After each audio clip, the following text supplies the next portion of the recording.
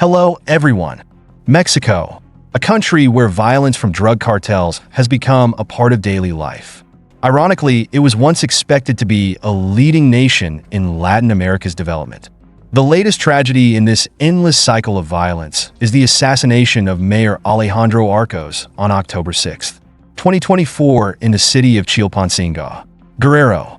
His body was discovered in a pickup truck near a mansion in the Robles area. Even more shocking is the fact that just 3 days earlier his secretary, Francisco Tapia, had also been murdered. Alejandro Arcos became the third mayor to be killed in Mexico in 2024. It's not the first such case in 2019.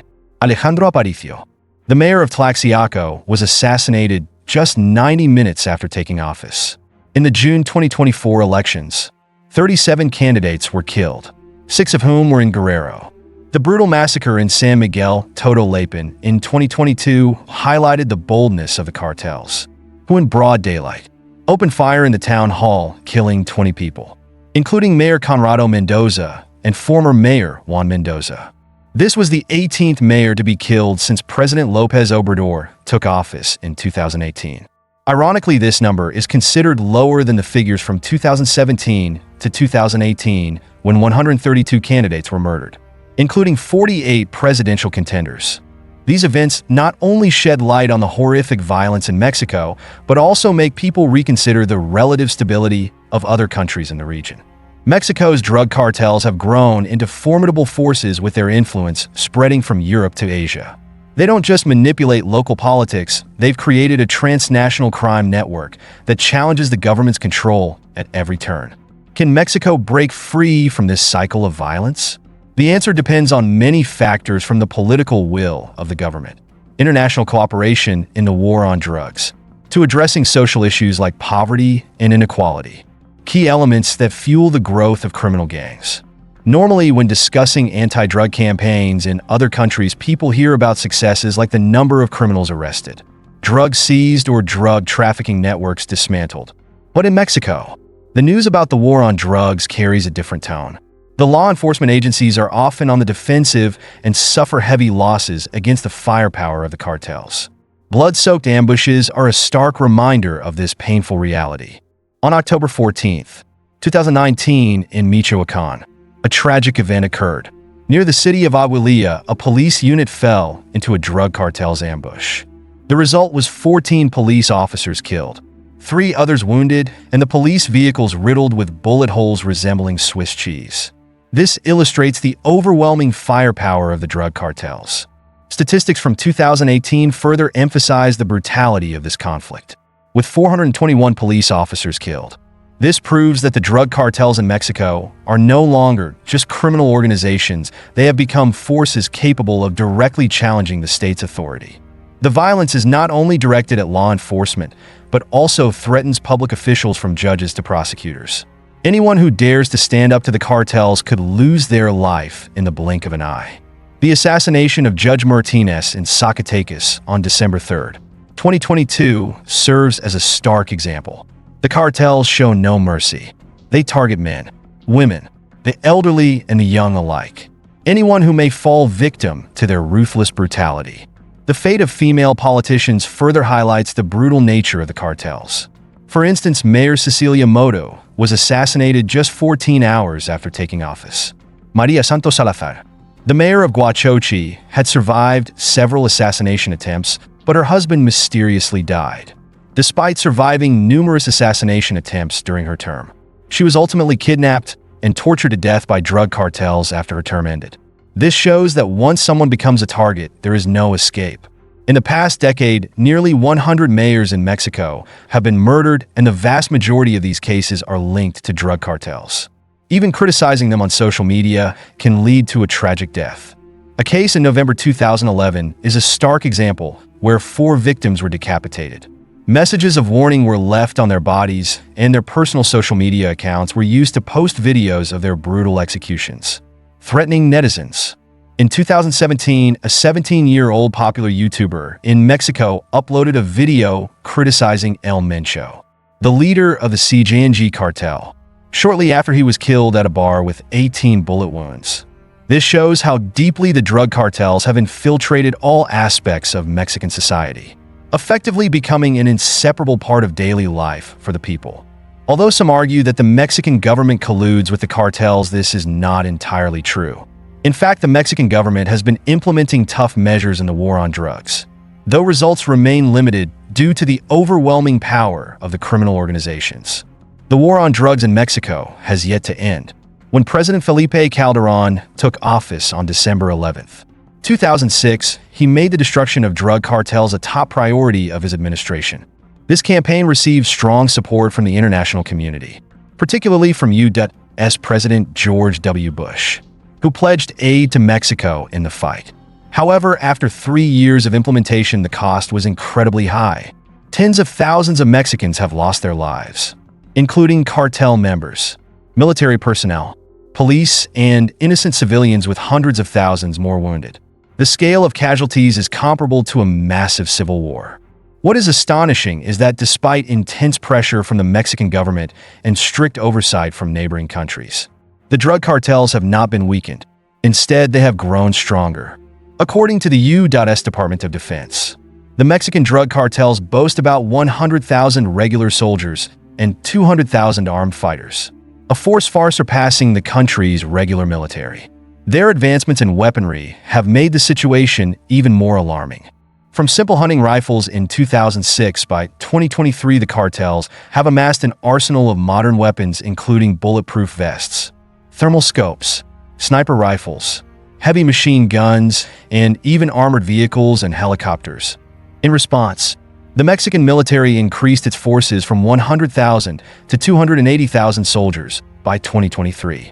The national defense budget also reached a record $23.5 billion, accounting for 4.6% of the country's GDP. This increase is particularly significant, given that Mexico faces no external military threat, yet the casualties within the country surpass those of many nations embroiled in active conflicts. On January 30th, 2019, President López Obrador officially declared the end of the war on drugs, indirectly acknowledging the failure of previous hardline policies. He shifted to a more moderate approach, moving away from a strategy of force. However, the drug cartels did not take this declaration seriously. They continued their violent activities, although with slightly reduced intensity. A positive sign came in 2020 when the number of mayors and former mayors killed dropped to 6, the lowest in a decade compared to an average of 20 annually. However, this improvement was modest in the bleak context of Mexico's ongoing struggles. The failure of the softer approach led President Obrador to reassess his position. In September 2022, under pressure from the harsh realities on the ground, Mexico's Senate passed a historic law transferring control of the federal police and the National Guard to the military. This marks a turning point, acknowledging that dialogue with the drug cartels is futile and that only force is the language they understand.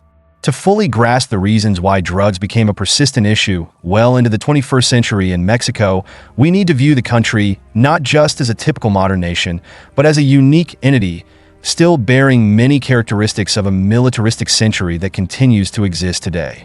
The roots of this issue date back to the 19th century, when Western powers driven by enormous profits actively promoted the cultivation of opium in regions with suitable natural conditions. With its subtropical and tropical climate, mountainous terrain, and ideal weather, Mexico quickly became one of the central hubs for marijuana and other drug production. The Mexican Revolution, which spanned from 1910 to 1920, marked a pivotal moment as the warring factions sought ways to fund their military activities. They turned to drugs as an official source of income for the country. After the Mexican Revolution overthrew the long-standing dictatorship of Porfirio Diaz, the country immediately fell into chaos, with militaristic powers rising up, rampant looting and authority being dictated by force. This created a context similar to the warlord era in early 20th century China. Although 1934 marked a turning point when the Institutional Revolutionary Party (PRI), under the leadership of Revolutionary Lázaro Cárdenas, came to power and ushered in a relatively peaceful period. This peace was fragile at best. For nearly 70 years of PRI rule, Mexico existed in a constant state of underlying tension. While local powers may have appeared unified in reality, they always maintained an underlying rivalry. Notably, the territorial divisions between these local powers during this period closely resemble the areas controlled by modern-day drug cartels. By the 1960s, Mexico had begun its transition from a primarily agricultural country to a rising industrial power with a modern industrial system. The nation's GDP grew at an average annual rate of 8%. However, behind this development lay a troubling reality: extreme income inequality, growing public debt, an actual unemployment rate reaching 70%, and the expanding slums. Amid this, many people ranging from unemployed workers and poor farmers to urban dwellers turned to the drug industry as an economic escape. The most impoverished rural areas of Mexico became hotbeds for drug production, and a significant portion of the population became entangled in this cycle. Many Mexican farmers, lacking jobs and income, turned to growing marijuana and other drugs. This shift coincided with the rise of the hippie movement in the U.S. during the 1960s and 1970s, a time when the U.S. was mired in the Vietnam War. Along with the economic challenges, these factors created a wave of pessimism in American society, which in turn fueled postmodern movements. The demand for drugs from these movements increased, leading to the rapid expansion of drug trafficking from Mexico into the U.S. The Colombian government's aggressive anti-drug campaigns created a market vacuum that the Mexican cartels quickly seized. Between 1972 and 1975, Mexico's heroin market in the U.S. skyrocketed from 10% to 90%. With its geographical proximity to the U.S. border, Mexico became one of the most important drug transit centers in Latin America. Amidst economic decline, the drug trade swiftly became one of Mexico's key underground industries. Ironically, U.S. economic policies inadvertently fueled the growth of this industry. When the U.S. economy sank into a deep crisis, President Ronald Reagan applied Milton Friedman's new liberal economic theory as a solution to the recession. Under President Carlos Salinas de Gortari, Mexico adopted a new liberal economic model and embarked on an unprecedented privatization campaign. A wide range of state-owned enterprises in key sectors such as telecommunications, aviation, steel, fertilizer, railroads, and banking were sold off to private investors. As a result, a new class of oligarchs emerged at an astonishing pace. In 1987, only one Mexican billionaire appeared on the Forbes list, but by 1994, as Salinas' term ended, that number had skyrocketed to 24. By 2016, the wealthiest 10% of Mexico's population controlled 64% of the nation's total assets. However, alongside the growing affluence of the elite, the majority of Mexicans remained trapped in poverty and enduring inequality. The privatization process severely undermined workers' rights, slashed social welfare benefits, and led to mass layoffs. In 1995 alone, 1 million jobs were lost, widening the gap between the wealthy and the rest of society. By the end of 1996, out of a workforce of 35.7 million people, 8 million were unemployed and 5 million were forced to survive through informal activities like begging, prostitution, or even crime.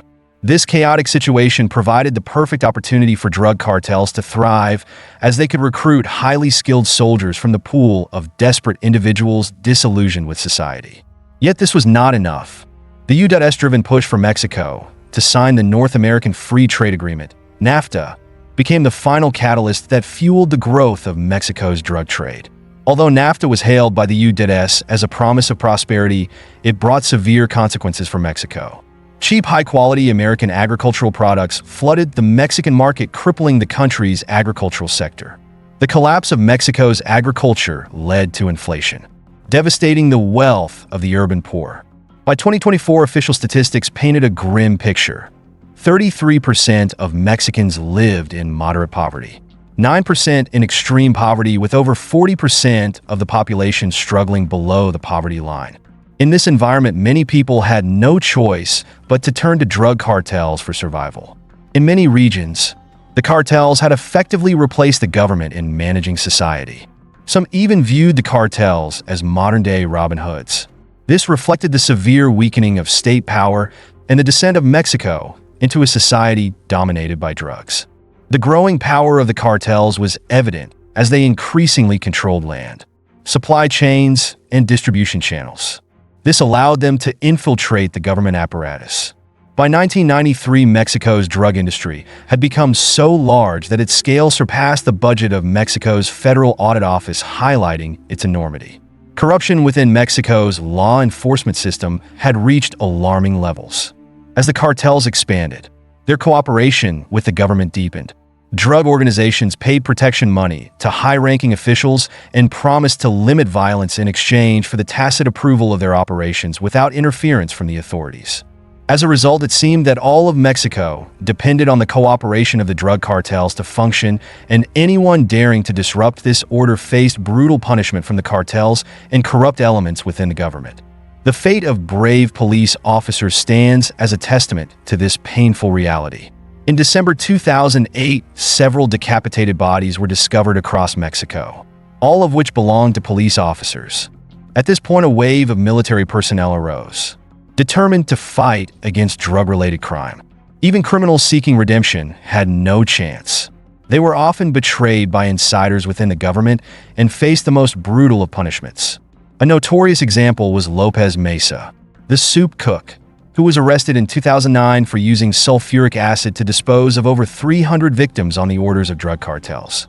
When even the brave and righteous were ultimately destroyed, Mexican society seemed to plunge into darkness, trapped in a vicious cycle of compromise and surrender. Even when drug criminals are caught, they are often detained in prisons with ridiculously luxurious accommodations. A prime example of this occurred in November 2011 at a prison in Guerrero. Instead of the cold walls and harsh discipline typically associated with prisons, the lives of these criminals were far more luxurious than the lives of the impoverished police officers outside. This situation starkly highlights the level of corruption within Mexico's justice system and the government's inability to control drug crime, even when the criminals are already behind bars. In 2011, an investigation following a riot at the Topo Chico prison in Monterrey, Nuevo Leon, revealed astonishing scenes. The cells in this prison were equipped like high-end resorts with air conditioning, mini fridges, digital TVs, aquariums, steam rooms, and even access to prostitutes. Such opulence was a clear indication of the failure of Mexico's government to properly manage and control the prison system, particularly when the legal system and social order had been overwhelmed by corruption and drug crime. By 2005, Mexico's drug cartels had become increasingly brazen, openly challenging anyone who dared confront them. The poverty and injustice in Mexican society fueled the growth of the drug trade, and conversely, the drug industry exacerbated the country's social problems. Thus, any attempts to tackle the drug crisis that did not simultaneously address the underlying social issues were doomed to fail. Mexico's geographical location bordering the U.S., the world's largest drug market, further complicated the situation. Tragically, any reform efforts were brutally suppressed by the drug cartels. The violence from these cartels is not merely a battle between criminals and the authorities, it is a fight for the survival of society itself. Do you think Mexico can ever escape this blood-soaked cycle? Two gunmen from the CJNG cartel pleaded desperately for their lives, but the police forces in Morelos, Mexico, showed no mercy. Both were quickly taken down on the spot, while in Tamaulipas 5 other cartel members met the same fate in an unyielding crackdown by authorities. It's time for these criminals to taste the ruthless force they once spread themselves. These are moments when the cartel faces the fierce power of the police. On February 7th, 2024, a shocking video went viral on social media, capturing the cold moment when Morelos State Police held down and shot two suspects despite their pleas. Cries of "enough" escaped the mouths of the suspects in despair, but the gunfire continued until everything fell silent. This video stormed through public discourse, leaving many in shock and sparking fiery debate. Earlier in 2023, the CJNG cartel, or Cartel Jalisco Nueva Generation, publicly declared their sovereignty over Morelos State. They aggressively announced their intent to cleanse areas controlled by other gangs, even threatening to kill officials if necessary to achieve their aims.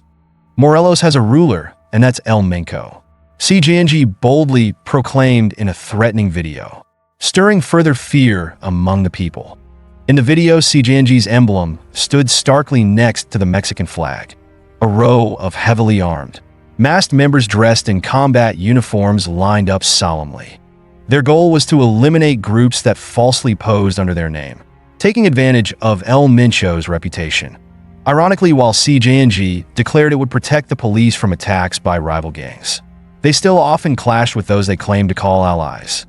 On January 28, 2024, two Morelos State Police officers encountered two CJNG members in a bloody gunfight right in the city. According to the State Security Commission, the clash stemmed from a shooting attack targeting a police unit, prompting an armed response. The suspects aimed at a police officer, but were ultimately taken down on the spot.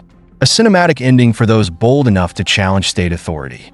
On February 18th, in the neighborhood of Lázaro Cárdenas del Rio in Querétaro, an intense pursuit aimed at capturing suspected gunmen unfolded rapidly. Their blue Cherokee SUV was chased down streets before confronting police at a repair shop. Footage of the chase ignited controversy as armed civilians were cornered and pleaded for their lives, yet police, apparently familiar with these insincere pleas, fired on. Images of the suspects' bodies circulated, showing them still clutching their weapons. Police claimed this proved they never truly surrendered despite their pleas for mercy. However, the Ministry of Security and other government agencies have remained silent, sparking public outrage and questions about the operation's legality. While investigations are underway, the public is largely showing support for the police's actions, seeing them as silent heroes willing to stand up to the CJNG cartel, offering a glimmer of peace on these violence-ridden streets. The violence in Querétaro has dragged on for years, forcing authorities to admit their inability to stop the reign of criminal gangs. On March 30th, 2022, a group of armed civilians suspected to be linked with the Gulf Cartel was traveling in a white Toyota truck along Miguel Alemán Boulevard in Tamaulipas, Mexico. Among them was a notorious female assassin named Mixi Padilla, also known as the Queen of Narcotics, and the girlfriend of Ivan Segura, alias El Tilín. Mixi frequently documented her life and posted it on TikTok, quickly becoming a popular influencer with videos featuring criminal activities and life within the Los Metros cartel. In a recent video, she confidently sang along to a Caliber 50 song, donned in a bulletproof vest embroidered with her gang's insignia, smiling smugly. But her joy was short-lived as a convoy from the Ministry of Defense suddenly arrived, turning the situation tense. A fierce battle between the military and the cartel erupted, transforming Miguel Alemán Boulevard into a brutal battlefield. Located near the U.S. border, this area has seen clashes that have become all too familiar to the people of Mexico. Local police, aware of their limitations in controlling cartel violence, called for military support. Soon after, gunfire erupted in a thunderous exchange between the two sides. Mixi, dressed in her personalized bulletproof vest, was ready to fight, but the vest was no match for the army's onslaught. The shootout claimed her life along with El Tilín, the group leader and his Gulf cartel, Los Metros bodyguards. The prosecutor's office later announced that the site would be handled by the Attorney General's office under the supervision of local authorities. Grisly images from the scene quickly leaked online, along with audio recordings capturing the gang members' final moments as they faced law enforcement. Among the victims was El Tilín, his blood-soaked body clad in tactical gear and adorned with cartel badges, symbolizing the victory of law enforcement. Photos showed the Toyota truck riddled with bullets, and in the background the desperate cries for help from El Tilín as he tried, but unsuccessfully, to call out their location to his comrades. The Gulf Cartel, infamous for its inclusion of female assassins, has become a symbol of rampant violence across media. Gang members frequently flaunt their arsenals, dressed in black with helmets, striking fear into the public. Yet after this clash, authorities have withheld information about the operation, leaving the public in suspense with many unanswered questions. This skirmish once again underscores the relentless conflicts between criminal groups as remnants of the Zetas and Gulf cartels continue to vie for territorial control. Tamaulipas is just one of countless fronts where criminal organizations battle for dominance through extortion and unrelenting violence. While both cartels face internal divisions and direct assaults like this one, but their influence remains undiminished, extending beyond Mexico's borders to neighboring countries like Colombia. At 2:36 p.m. on May 18, 2023, a black Ford pickup carrying 5 heavily armed men lost control and crashed hard into a concrete wall at a square in southern Nuevo Laredo, Mexico. Behind them, a convoy of military vehicles was in hot pursuit, heightening the tense atmosphere as if ready to explode. Immediately after the collision, an Army armored vehicle rammed into the Ford, creating a loud crash. Soldiers jumped out, surrounding and disarming the suspects in the vehicle, who were believed to be members of an unidentified criminal gang. Among the seized weapons was a Barrett 50 calories, a powerful rifle capable of taking down helicopters, confirming their connection to dangerous criminal organizations. Everything was captured by a nearby security camera, a seemingly insignificant detail that carried enormous power. As the soldiers executed orders on the spot, the grim reality of gang life and cartel brutality became unmistakably clear. After pulling the suspects out of the vehicle, they ordered them to lie on the ground, dragging them away from their weapons and tactical gear without mercy. A soldier who appeared to be the commander coldly instructed the suspects to lean against a wall. By 2:41 p.m., the military vehicle left, leaving behind a tense stillness. The commander continued communicating with his team, while another soldier stood guard behind the vehicle, eyes fixed on the road.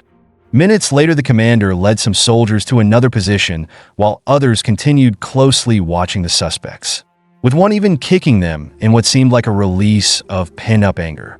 At 2:46 p.m., about 10 minutes after the crash, a soldier signaled toward nearby bushes. Instantly, everyone went on high alert, preparing for a possible ambush. Gunshots shattered the silence as the soldiers fired several rounds toward the bushes, while one soldier remained steadfast guarding the suspects. 2 minutes later, the armored vehicle returned. Suddenly, one of the soldiers opened fire on the suspects, followed by another soldier who discharged a few rounds from his handgun. The staged firefight went on for about 7 minutes, as if covering up the execution of the 5 suspects. By 2:55 p.m., one soldier placed a gun next to one of the bodies, his face expressionless. The security camera footage captured this grim moment as time seemed to freeze. At 3:53 p.m., medical personnel arrived, removing one wounded person from the scene, but the victim soon died en route to the hospital. The other 4 were already dead, concluding a life filled with crime, but also tragedy. After the medics left, the soldiers remained acting cautiously, as though aware of the surveillance cameras.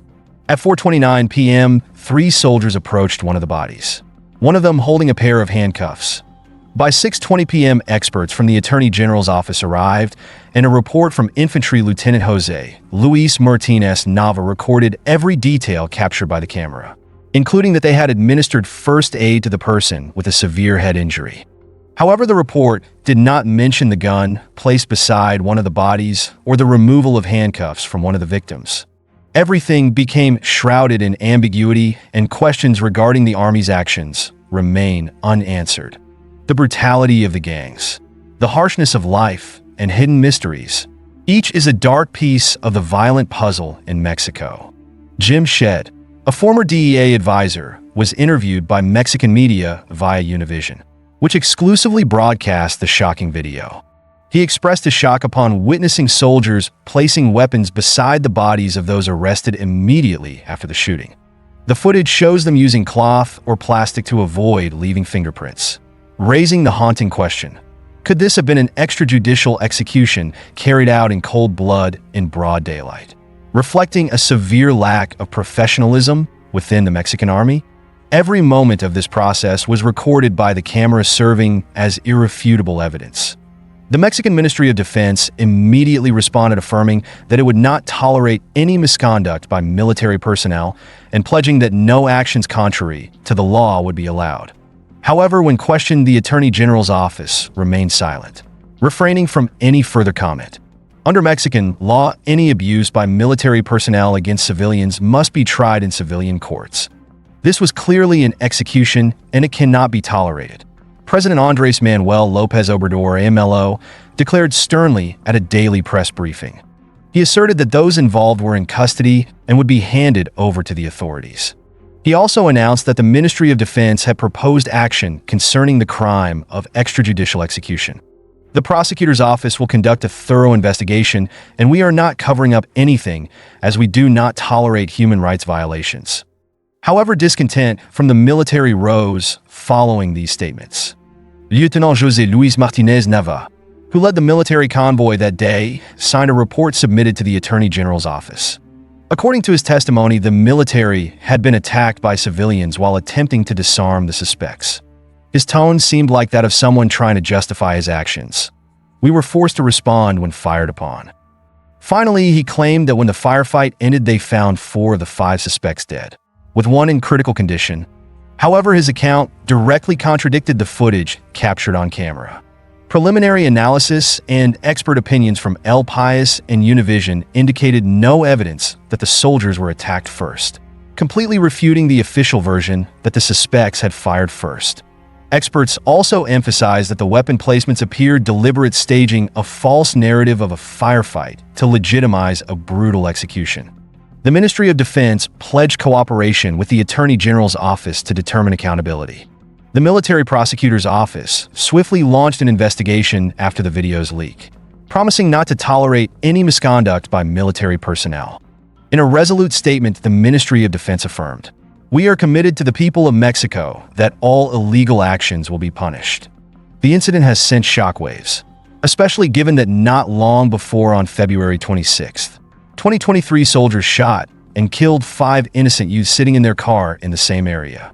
A report from the Mexican government's Human Rights Commission later indicated that these youths were unarmed and were simply spending the night at a club. While these cases remain shrouded in complexity and exceed the ideals of law enforcement, public support for strong measures against criminal gangs is undeniable. A significant question looms over what will happen next in this brutal conflict as notorious criminals continue to shake the country. Time will tell, with another astonishing story unfolding before us about those whom criminal gangs should never have crossed. In 2015, a Mexican man decided to launch his own fierce battle against drug traffickers. Like a character from a dramatic revenge film, he carried a small hammer with him at all times, a haunting interrogation tool. In a world filled with gang members, anyone who refused to disclose information about drug lords would endure relentless blows from his hammer. Details about this man remain vague, but this isn't an urban legend. It's the true story of a brave individual who operates in the shadows, determined to bring justice to streets plagued by crime. In his initial raids, people suspected he was a Mexican Marine who chose the difficult path to do what was right.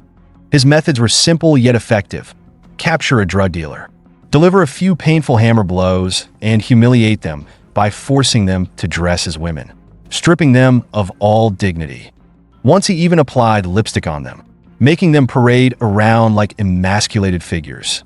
He earned the nickname El Marino Loco, meaning the crazy Marine, and this name quickly spread. Eventually, his true identity was confirmed: Eric Morales Guevara, a former infantryman in the Mexican Navy. In Tamaulipas, he became known as Thor the Mad Marine, or the Lord of the Hammer. In 2015, he was assigned to Tamaulipas, a region controlled by Julian Manuel Lois Arenas, known as Toro, the leader of the Gulf Cartel, one of the most notorious and violent crime organizations of the time. The Lord of the Hammer soon gained fame as he publicly showcased his raids on social media, posting images of the Gulf Cartel gunmen and leaders he captured, forcing them to dress in women's clothing. In these photos, he held up the small hammer he used to interrogate them, forcing them to put on makeup and even kiss each other after being captured. In an interview with Grupo Imagen, a Mexican media outlet, Morales shared why he was committed to hunting down and humiliating the cartel gunmen. He explained that these individuals often harbored sexist attitudes, and the best way to break their spirits was to force them to feminize themselves, a sign of weakness and defeat in their eyes. One of the most remarkable events in Morales' life was when he rescued a former U.S. Navy serviceman who had been kidnapped in Reynosa, Mexico, an event that marked the beginning of his nickname Thor, or the Lord of the Hammer. On patrol one day, he found a small hammer in a woman's house. When he asked for it, she handed it to him and said, "Smash them to pieces." From that moment on, Morales was resolved to raid the homes of cartel bosses, destroying everything they owned. One of his most famous operations occurred when he infiltrated the home of Silvestre Haro Rodriguez, nicknamed El Chivo, a Gulf cartel leader in Tampico. There he even took the urn containing the boss's father's ashes, a gesture that demonstrated not only bravery, but sent a clear message to those controlling the underworld. The fight led by the Lord of the Hammer wasn't just a battle against drugs, it was a crusade for honor and justice for innocent people. Each blow from his hammer not only inflicted pain on his enemies, but also brought hope to those who lived in fear. The criminal world may have trembled, but there stood a man ready to face evil with nothing but his hammer. Eric Morales Guevara, also known as the Lord of the Hammer and the Mad Marine, continued his dramatic raids on the hideouts of top plaza bosses, including El Gringo. His relentless actions instilled not only fear, but also respect within the criminal world. For the gangs, Morales' ruthless tactics were tools that forced them to reveal the truth about their operations and associates. Each time he completed a mission, Morales filmed himself, sending a chilling message. "You all know my methods. You know how I work. If you cross me, the only outcome is a dead body. Let's begin the game." These bold proclamations were like sharp knives, piercing the hearts of criminals and making them tremble in fear. Currently, Morales' whereabouts remain an unsolved mystery. Many theories surround his fate. Some U.S. media sources suggest he may have been dismissed from the Navy due to involvement in corruption and illegal activities. Meanwhile, others speculate that Morales left the military voluntarily to pursue a personal mission. Still, some believe he continues his operations in secret, possibly even forming his own anti-crime group and quietly working in the shadows. Reports of drug dealers captured and dressed in women's clothing in the Michoacan region seem to support this theory, as the characteristics and interrogation methods bear the unmistakable mark of this former soldier. When Morales appeared, he didn't need to ask many questions. With just a cold, penetrating stare, criminals would voluntarily reveal all their secrets. Even the toughest criminals and local kingpins would become as meek as lambs. Morales often recalled the fiery hatred within him. No matter how many bribes, money, women, or other temptations were offered, he would simply say, "No." He would mark the messenger with a blow from his hammer, leaving behind a message: "Women, money, alcohol, or opiates don't satisfy me in the slightest. I want something else." Finally, the criminal gangs, unable to bear the presence of the Lord of the Hammer, placed a bounty of 5 million pesos, equivalent to around 280,000 U.S. dollars on his head. But in the eyes of the Mexican people, Morales remains a national hero, a symbol of relentless defiance against evil. Every step Morales takes resembles a never-ending battle, an endless journey between darkness and light, between crime and justice. When the Lord of the Hammer strikes, it isn't just the criminals who tremble. Society itself feels the strength of courage and the pursuit of justice. The FBI is currently investigating the mysterious disappearance of a man in Texas, who allegedly bragged about stealing thousands of dollars from a Mexican drug cartel, to vanish without a trace just 2 hours later. On March 24th, 2023, Eric Tadeo Ramirez entered a nightclub with an air of excitement, boldly boasting that he had just made $50,000 by ripping off the cartel del Noteste, a notorious and ruthless criminal organization in Mexico. Ramirez thought he was safe on U.S. soil, but soon realized he had made a fatal mistake. This story echoes that of Ronald James Wooden, a cautionary tale of Americans who unwittingly endanger themselves by crossing paths with such dangerous cartels.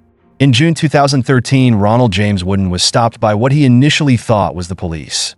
But a sinking feeling soon took hold as he discovered these weren't real officers. They were henchmen for a powerful cartel. His life was about to spiral into a nightmare with no escape. Wooden and his wife, Carmen, originally from Mexico, had relocated to Tasco, a city known for its rich cultural heritage and distinctive silver jewelry. Wooden had hoped to build a peaceful life here, but he had no idea of the storm looming over them. His dreams quickly turned to terror when a neighbor, who claimed to be an ex-cop and a member of a local drug cartel, began to threaten them, demanding a protection fee of 10,000 pesos every month. Wooden, a man of principles, flatly refused and even filed a complaint against the man. What Wooden couldn't anticipate was that the cartel he had crossed held terrifying power over the local justice system. By June 2013, tensions reached a boiling point when the neighbor threatened to hack him to pieces with a machete and send his remains back to the U.S. Desperate Wooden called the police. But when they arrived, instead of arresting the neighbor, they turned on him, accusing him of disturbing the peace and public intoxication, despite his insistence that he was completely sober. The officers ignored Wooden's pleas and threw him into a police vehicle, taking him to the station. There he was forced to the ground and brutally assaulted by the very officers he thought were there to protect him. They struck him with their hands and gun handles, tightened his handcuffs, and pressed down on him, inflicting unbearable pain. In the midst of his panic, Wooden realized he was not in police custody. He was in the hands of cartel accomplices masquerading as law enforcement. As he looked around, he saw telltale signs of death all around him. Blood splattered across the floor. His beating went on for nearly 4 hours as one assailant would be relieved by another, only for a fresh face to arrive when the previous one grew tired. It was as if they couldn't believe he was still conscious, still holding on despite the excruciating pain. Meanwhile, his wife, Carmen, waited anxiously outside the station, heart racing as she watched her husband being taken away, unaware of what lay ahead. After hours of agonizing suspense, she was finally asked to pay 200 pesos, about $12 to secure his release. She immediately rushed him to the hospital to treat his injuries, particularly the broken bones inflicted in the savage ordeal he had just endured. What Wooden went through was terrifying, but unfortunately, it wasn't uncommon in Mexico. Yet because he was a U.S. citizen, the incident quickly drew public attention. In 2013, a U.S. federal judge called for a criminal investigation into Wooden's beating, a rare move in a country where such abuses are often overlooked. A year later, the Guerrero State Human Rights Commission concluded that police in Tasco had unlawfully detained and brutally assaulted Wooden, later attempting to cover up the incident. Ronald James Wooden's story isn't just one of horror, but also serves as a stark lesson about the dangers of crossing paths with the criminal underworld, a misstep that many have paid for dearly. The former police chief of Tasco, Erubiel Salado Chavez, was later arrested on serious charges tied to organized crime and kidnapping connected to the Guerrero Unidos cartel. Federal authorities confirmed that this cartel was responsible for around 100 bodies found in mass graves around Tasco and the nearby city of Iguala. They also believe that corrupt local police handed over 43 missing university students in Iguala to Guerrero Unidos in 2014, with the strong possibility that the students paid for it with their lives. Initially, Wooden filed a criminal complaint seeking justice, but after receiving threats in the judge's office that they would turn him into a shadow, he was forced to withdraw it. The physical injuries were nothing compared to the constant fear that his life was in danger, especially after his equipment was stolen, leaving him constantly vigilant. Eventually, he and his wife had to leave Tasco, living in a state of perpetual anxiety, moving from place to evade danger. The injuries and financial strain from this ordeal left Wooden struggling to find work. Looking back, he realized just how narrowly he had escaped death. Meanwhile, the FBI was intensifying its investigation into the mysterious disappearance of a Texas man who had allegedly boasted about stealing thousands of dollars from a Mexican cartel and then vanished just 2 hours later. On the night of March 24th, 2023, in the stillness of the night, Eric Ramirez, with blood on his face, leapt from a moving truck heading toward the Mexican border. But then, as if pulled back by an invisible hand, he was dragged once more into the shadows. Realizing he had crossed paths with a foe that wouldn't be toyed with, his fate seemed sealed and death loomed over him. Eric Ramirez, a resident of Laredo, Texas, made a fatal mistake that night. Under the influence of alcohol and a misplaced sense of arrogance, he began boasting about a large heist. Not only did he brag to his friends at the party, but he also called a woman to proudly declare he'd stolen $50,000 from Cartel del Noreste, a notorious crime organization known for brutal acts and close ties to the Los Zetas gang. Cartel del Noreste, or CDN, is one of the most feared and aggressive criminal organizations in Mexico, infamous for extreme violence and brutal control over areas like Nuevo Laredo. With enemies he couldn't imagine, Eric had no idea that his boastful words would soon lead to a tragic end. Would his hubris lead him to his death, Or could he escape the iron grip of his criminal empire? That question now remains a mystery swallowed by the darkness. The cartel del Noteste, CDN, rose from the remnants of Los Zetas, inheriting their ruthless tactics and relentlessly expanding their power through terror and corruption. No one dared to confront the cartel del Noteste, CDN, because they were known to use extreme violence to maintain control and expand their criminal activities. CDN didn't just engage in drug trafficking, they also operated dark businesses like extortion and human trafficking. Their kidnappings often targeted migrants and anyone bold enough to assist them. These criminals not only profited from others' suffering, but asserted their power by spreading fear everywhere. In the face of such brutality, Eric seemed oblivious, even boasting about stealing money from this notorious gang. He showed no fear as he bragged about his big theft.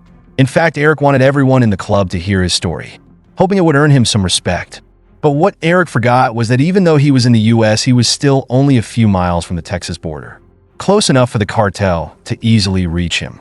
Cartel del Noteste was infamous for crossing borders to set up operations and track down their enemies as long as they had a location. CDN was known for its grotesque displays of violence. They carried out brutal executions, hanging bodies from bridges or dismembering and leaving them in public spaces as warnings to others. Their savagery targeted not only civilians but law enforcement as well, with a series of police killings from 2019 to 2022, especially in Nuevo León, where CDN was a prime suspect. These attacks were intended to intimidate and control local authorities, forcing them to comply or remain silent in the face of cartel actions. In this context, Eric's reckless move against CDN was incredibly dangerous. The cartel was notorious for swift and brutal retaliation, with a vast surveillance network and the ability to corrupt local authorities. Could it be that CDN members were in the very bar where Eric was bragging about his deed? Shortly after midnight, the consequences of Eric's reckless actions began to materialize.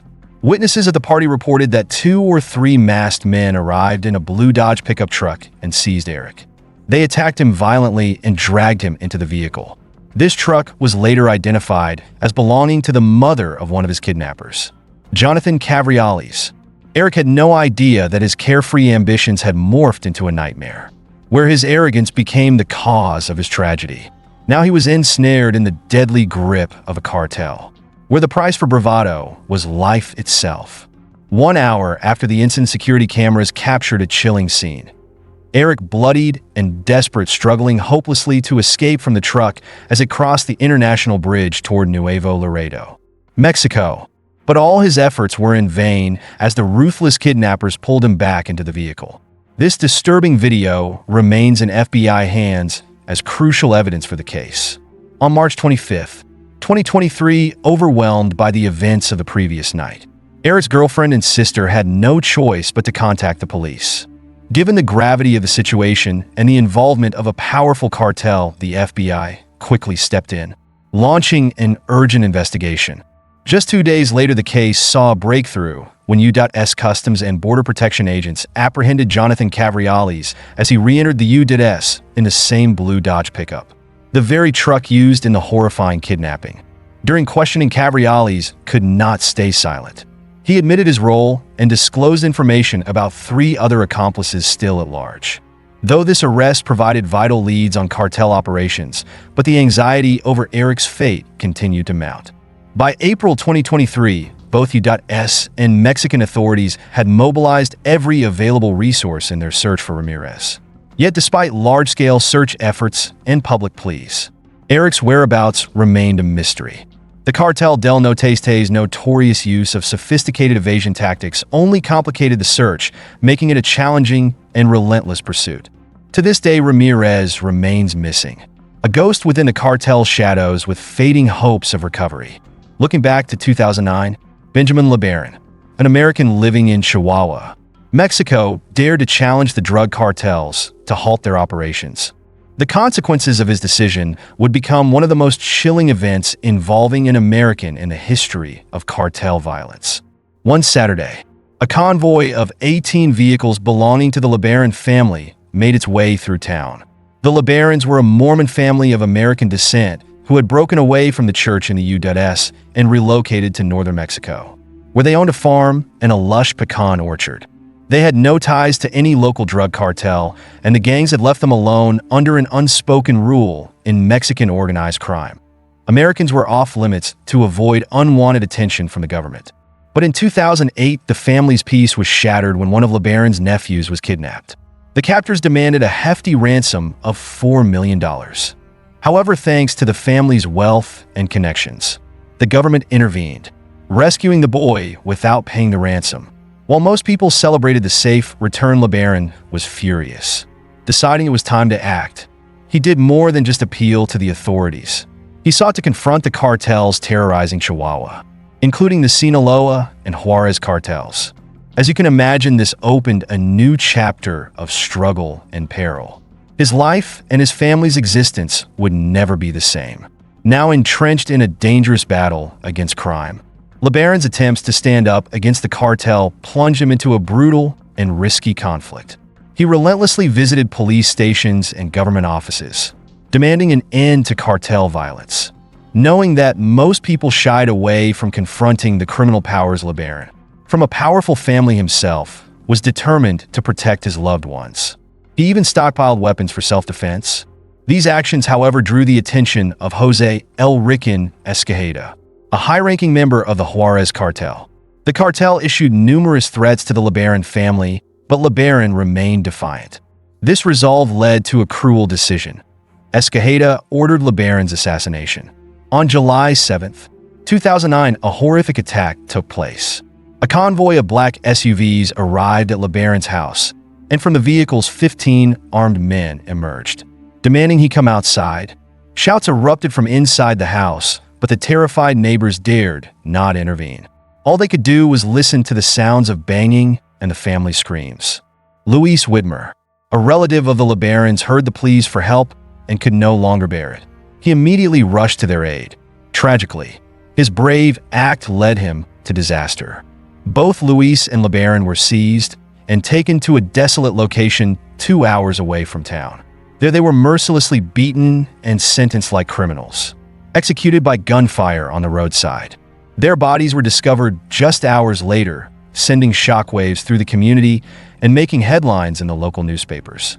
The police responded swiftly, launching a series of raids and arresting several cartel members linked to the brutal killings. A few months later, the cartel boss was also captured. People thought this would be the end of the LeBaron family's ordeal, but they were wrong. The Juarez cartel wasn't ready to abandon its plans for revenge. 10 years after LeBaron's murder, on November 4th, 2019, the cartel struck the family again, this time with even more horrifying brutality. That morning, 3 women from the American branch of the LeBaron family, along with 12 children, were on their way to a wedding when they found the road blocked by members of La Linea, a major faction of the Juarez cartel. One woman stepped out of the car, raising her hands to identify herself, hoping the cartel mistook them for a rival group. But she was tragically mistaken. The gunman showed no hesitation, shooting her in the chest and then opening fire on the others. Only 6 people survived, all with severe injuries, and the attackers have never been pursued or apprehended. Once again, the LeBaron family found themselves in a struggle for survival, facing a ruthless war against cartel forces. Their fight wasn't just for survival anymore, but had become a battle for justice and to protect what remained of their family in a bloody world.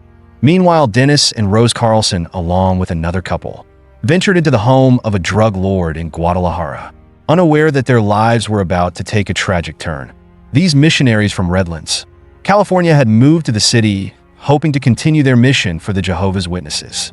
According to locals, Jehovah's Witnesses were welcomed warmly, even entering mountainous regions where cartel bosses hid, while others avoided dangerous areas. The missionary couple moved as if under a shield of protection, likely due to the respect they garnered as Americans. However, things began to change when rumors spread that DEA agents were active in the city. From that moment on, all Americans became suspect. Unfortunately for this couple, they still believed they could weather the escalating violence in northern Mexico. But a nightmare awaited them. On December 2nd, 1984, Dennis and Rose decided to knock on the door of Ernesto Fonseca Carrillo, a notorious cartel boss. As they entered, they had no idea that death awaited inside. They encountered El Chapo, who at the time was just a feared cartel enforcer. Suspicion crept among the cartel members that the Missionaries might be spies, leading to a series of horrific events. El Chapo attacked them, beating them until they bled. Other cartel members joined in assaulting the women, turning the encounter into a nightmare with no escape. After hours of captivity and torture, El Chapo finally decided to end the ordeal. He led all 4 missionaries deep into the forest, where bullets from his 9mm Uzi coldly took their lives. Their bodies were tossed into pre-dug graves, and to this day their remains have never been recovered. Back in the U.S., news of the incident spread, plunging the victims' families into crisis. The grisly details fueled Norm Carlson, Dennis's father, with a determination to seek justice for his son and his friends. He immediately set out for Mexico, but his resolve met the barriers of the Guadalajara police, whom he didn't realize were in league with the cartel. Norm was detained at the police station, where cartel informants tracked his every move through the officers. While in custody, he was beaten brutally and pressured to stop investigating the missionaries' deaths. But Norm didn't give up. With strength and determination, he managed to convince them to release him, promising he would cooperate. Norm's fight for justice for his son and the other victims had only just begun, but he was unaware of the looming dangers that awaited him. This would become a battle not just for truth, but also for his own survival in a criminal underworld fraught with peril. The case could have ended there, but an investigation into the death of another DEA agent, Enrique Camarena, opened a new, tragic chapter. On April 4th, 1985, 14 members of the Mexican military lost their lives in a brutal cartel purge. Drug lords Rafael Caro Quintero, Ernesto Fonseca Carrillo, and Miguel Ángel Felix Gallardo were captured in connection with the murder of the missionary couple and were sent to prison. Yet the war against the cartels was far from over. Behind these fierce battles was another figure, Barry Seal, a pilot for the Medellin cartel. He was assassinated by a machine gun burst in East Baton Rouge in April 1983. On March 28, 1984, Barry Seal embarked on an unimaginably dangerous mission to serve as a covert pilot for the Medellin cartel. This mission would place him at the center of one of the world's largest drug trafficking operations. Barry wasn't just any pilot. He was a former Trans World Airlines captain, gifted with exceptional skills and a thirst for adventure. Barry's connection with the cartel had been established in 1976, making him an essential component in its smuggling operations. His initial flights went smoothly, and Barry successfully transported cocaine from Colombia to the U.S., impressing even the most exacting cartel leaders. But Barry was playing an incredibly risky game. The Medellin cartel, under Pablo Escobar's brutal leadership, was infamous for its ruthless vengeance on anyone who dared betray it. At that time, Pablo Escobar was one of the world's most powerful drug lords, having amassed a fortune of $30 billion and holding sway over the Medellin cartel, which supplied about 80% of the global cocaine market. His wealth catapulted him among the world's richest people, surpassing many legitimate businessmen. During those years, Barry Seal was making up to $500,000 per flight, transporting thousands of kilograms of cocaine from Colombia to the U.S. He developed a lavish lifestyle, gambling with his life to revel in the opulence money could buy. At times, he would smuggle as much as 10,000 to 15,000 kilograms of cocaine per trip. This vast drug influx not only enriched him, but also fueled the addiction crisis in the U.S., casting a dark shadow over a period marked by instability and violence. Each flight was a race against fate, as Barry knew death could come knocking at any moment. With every passing second, he was not only a pilot, but a pawn in a brutal power game, where life and death were separated by a mere breath. Barry's flights weren't just about moving cocaine. They were a fight for survival in a world plagued by violence and crime. In April 1983, Barry Seal's life took a dark turn when he became entangled in a complex web of lies woven by multiple government agencies. After surrendering to the DEA, both the CIA and NSA took a keen interest in the Medellin cartel's activities. They saw Barry as a strategic pawn, a tool to infiltrate the cartel's secrets and gather critical intelligence. The pressure mounted with each passing day, and earning millions every month only made everything more complicated. Barry found himself caught in a dangerous balancing act between two worlds, working covertly for the U.S. government while being drawn to the cartel's lucrative offers with Pablo Escobar, one of the world's wealthiest men at the time, willing to pay enormous sums for Barry's services. The cartel's trust in Barry was always tinged with suspicion, and even the smallest mistake could mean death. On one routine flight, Barry nearly paid with his life when Colombian military forces tipped off by rival cartels attempted to intercept his plane. His skilled piloting saved him from disaster, but it served as a stark reminder of the razor-thin margin between life and death in his world. Yet despite living in constant peril, Barry continued his double life, quietly navigating the conflict between the cartel and the U.S. government. Barry's dual loyalty left him in a state of constant unease. The cartel, unaware of his cooperation with the Americans, relied more and more on him while he provided crucial intelligence to U.S. agencies, helping them gain insights into the cartel's clandestine activities. On July 19, 1983, Barry's deception reached a critical moment with Operation Screamer, a daring DEA mission. He was tasked with photographing senior cartel members during a cocaine handoff in Nicaragua. These photos would serve as irrefutable evidence of the cartel's drug trafficking activities and would expose the Nicaraguan government's involvement. The mission was a success, but it marked a tragic turning point. The shocking photos sparked a political scandal in Washington, dragging the White House into the Iran-Contra affair and generating widespread controversy. As the government scrambled to handle the fallout, Barry's cover was blown, and the cartel quickly discovered they had a traitor in their midst. Barry's life was now in extreme danger. In a desperate attempt to protect himself, he entered the witness protection program. Yet his infamy made it nearly impossible for him to hide. Although several cartel members were convicted with Barry as a key witness, he was given only a few years of probation in return for the perilous services he had provided to U.S. authorities. Assigned to community service at the Salvation Army Center in Baton Rouge, Barry had no idea his final days would be filled with fear and dread. He knew the cartel was still hunting him, and his anxiety grew as he realized just how far their reach extended. Every step was fraught with apprehension. He was painfully aware that his dark past would never let him go. On February 19, 1986, Barry Seal became the victim of a brutal assassination in Baton Rouge, Louisiana. Just 3 weeks into his probation, Medellin cartel assassin struck. The tragic scene unfolded at the Salvation Army Center, a bitter irony for a man who had once been a formidable figure in the underworld, unaware that his life was about to end in violence. Immediately following the assassination, authorities quickly moved in, arresting 3 men connected to the crime: Miguel Velez, Bernardo Vasquez, and Luis Carlos Quintero Cruz. These men not only had close ties to the Medellin cartel, but were also found to have entered the U.S. using false identities.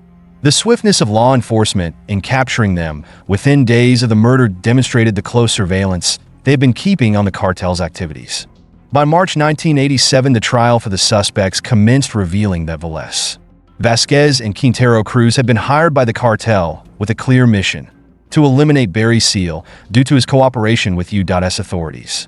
Testimonies and evidence brought forward showed the cartel's thorough planning and careful calculations in orchestrating the assassination, underscoring their desperation to silence such a crucial witness. As the court rendered its verdict, sentencing the suspects to life in prison, it dealt a heavy blow to the Medellin cartel, reverberating throughout the criminal underworld. Yet as investigators delved deeper into the assassination, they uncovered a complex network of cartel operations and alliances. Reports indicated that Barry Seal's murder had been orchestrated by high-ranking members of the cartel, including Jose Gonzalo Rodriguez Gacha, one of Escobar's most loyal lieutenants, who would later meet his own end during a Colombian government raid. The assassination of Barry Seal was not just a murder, it revealed the cartel's willingness to do anything necessary to protect its interests, ruthlessly eliminating anyone who dared interfere. This brutal act ignited a war where life and death balanced on a knife's edge, an unyielding battle between good and evil. You know, when gang members are incarcerated, they often face terrifying consequences, paying the ultimate price for the actions they committed in the past. Inside prison, Fear and anxiety about death loom constantly in their minds. A single mistake could mean the end of their lives. The story of the gang members below reveals just how much they live in fear and danger, in a place where death lurks at every moment. The tragic stabbing of Shannon Stillwell on December 10th, 2023, caused quite an uproar. Stillwell, a gang affiliate linked to rapper Young Thug in Atlanta, was stabbed multiple times by his fellow inmate Willie Brown inside the Fulton County Jail. Atlanta. This incident wasn't just an ordinary assault. It harbored layers of mystery beneath it. Life for gang members in prison is like a double-edged sword. On one hand, they might receive protection from their gang allies. On the other hand, they constantly live in fear, knowing their lives could be taken at any moment by members of rival gangs. This is the harsh reality of gang life behind bars. Regardless of the crimes committed, violence is a constant presence, and sometimes it ends in a brutal death. For Stillwell, it was like being thrown into a lion's den, forced to live and face the very enemies he had battled on the streets. Stillwell, also known as Shannon Jackson, was one of 5 defendants currently on trial alongside the famous rapper Young Thug, facing serious allegations. Stillwell was charged with conspiracy to violate the RICO Act and 2 counts of murder, including a 2015 drive-by shooting targeting a rival gang member. That shooting allegedly sparked a years-long bloody gang war. Although Stillwell insisted that YSL was not a gang, but merely a record label, his defense failed to convince his cellmate Willie Brown. On December 22, 2020, Brown was arrested on charges of murder and aggravated assault. A member of a rival gang, Brown had long-standing conflicts with YSL. His attack on Stillwell was merely a continuation of the bloody gang rivalry playing out within prison walls. On the night of the attack, Brown armed himself with a makeshift knife, approached Stillwell, and launched a brutal assault, stabbing him multiple times in the back and neck, nearly ending his life. Fortunately, the timely intervention of prison guards saved Stillwell, rushing him to the hospital in critical condition. For his savage act, Brown was charged with aggravated assault and possession of contraband in prison. Yet Stillwell seemed unbothered by these charges. It was as if he had resigned himself to the grim reality of prison life, fully aware that he had no chance of ever escaping it. Shannon Stillwell is currently recovering from a brutal attack. Regardless of the outcome of his trial, he has already experienced the harsh reality of gang life behind bars. Next comes the chilling case of Michael Torres, whose murder inside prison reveals a story more horrifying than anyone could have imagined. In July 2023, 2 inmates, 49-year-old Ray Martinez and 47-year-old Juan Angel Martinez, broke into Torres' cell and mercilessly stabbed him until he collapsed in a pool of blood. The attack was shockingly brutal, but what stunned everyone was that neither Ray nor Juan Martinez had any personal grudge against Torres. They were not members of any gang nor affiliated with drug cartels. So why did they commit such a savage murder? The answer might lie in Torres' own dark and bloody past. Torres joined the San Fer Street gang in San Fernando Valley during the early 1990s. Initially, he participated in petty crimes such as robbery, theft, and pickpocketing. However, in 1994, with the backing of Luis Huero Buff Flores, a co-founder of the Mexican Mafia, Torres officially became a member of the infamous drug cartel. It didn't take long before Torres was arrested and imprisoned. Yet instead of rehabilitating, he saw prison as an opportunity to expand his influence, forging bloody alliances and diving even deeper into the criminal underworld. Upon his release, Torres showed no signs of reform. Instead, he continued collaborating with Mexican drug cartels, smuggling goods across the border, and furthering the life of crime he had chosen. Inevitably, Torres found himself back in prison, this time, never to walk free again. While at Men's Central Jail, Torres decided to represent himself in court despite having only a 5th grade education. Although it seemed foolish, this move was actually calculated. By dragging out his trial, Torres extended his stay in the jail, where he controlled drug transactions among inmates and collected taxes from them. However, his growing power turned him into an abusive tyrant. He raised taxes on other gang members and mistreated them, creating a long list of enemies. Eventually, these adversaries began plotting his demise. On that fateful day, at 9 a.m. Ray and Juan Martinez snuck into Torres's cell and repeatedly stabbed him, ending his life in a gruesome fashion. When guards arrived, they found Torres's blood-soaked body lying lifeless in his cell. Torres's death left behind a series of unanswered questions. How did Ray and Juan manage to enter Torres's cell unnoticed? Why didn't Torres's Mexican mafia allies intervene to protect him? And where were the guards during the entire ordeal? These questions remain an enduring mystery, a dark stain on the prison system. But the story didn't end there. On August 4th, 2023, Los Angeles County deputies conducted a surprise inspection at the downtown Los Angeles jail. When they opened a cell, they were met with a grisly scene. 51-year-old Joseph Hutchinson lying in a pool of blood, his body covered in suspicious stab wounds. What seemed like an unthinkable incident quickly unfolded into a baffling mystery. Hutchinson, known on the streets as Capone, was a familiar name to anyone acquainted with the underworld of San Fernando Valley. A veteran member of the San Fer gang, Hutchinson had worked alongside Michael Torres, a notorious figure in drug trafficking and the execution of bloody orders. Torres's death in prison, a shocking event, not only altered the fate of many individuals but also sparked an unrelenting feud. In prison, Hutchinson continued his criminal career. After Torres's death, another inmate, Martinez, a member of the Rosemead Lomas gang, seized control of the prison and quickly recruited Hutchinson as his right-hand man. However, this seemingly logical alliance turned out to be a double-edged sword, pushing Hutchinson deeper into a cycle of betrayal. Torres's loyal followers within the San Fer gang could not tolerate Hutchinson's cooperation with the enemy. They saw his actions as a stab in the back, a betrayal of the brotherhood they once respected. Anger and hatred overshadowed their rationality, and they planned a brutal end for Hutchinson. On August 3rd, 2023, while Hutchinson was still in his cell, a group of San Fer gang members infiltrated the area and launched a cold-blooded attack. They stabbed him multiple times early that morning without hesitation, as if killing Hutchinson was merely a task to be completed. The next day, the police discovered his lifeless body. Blood splattered everywhere. Hours later, Hutchinson's death was confirmed. The next recorded incident was captured on chilling surveillance footage, showing an inmate wearing a bucket hat approaching a fellow gang member and suddenly stabbing him 3 times in the chest. Although this was a confrontation between 2 members of the same gang, it highlights the bloody conflicts that plague gang life. The victim of this attack was Mohammed Little Crazy Hamzy, a notorious figure in Australia's criminal underworld. In December 2020, while talking to a guard in the prison yard, 35-year-old Mohammed Hamzy, a senior member of the Brothers for Life gang, was unexpectedly attacked by a fellow gang member. The attacker, also wearing a bucket hat, rushed at Hamzy and stabbed him 4 times in the chest. Blood poured from Hamzy's wounds, but what was astonishing was that he remained standing. What had happened before that? In 2007, Mohammed Hamzy, along with his cousins Bassam and Ghassan, founded the Brothers for Life gang.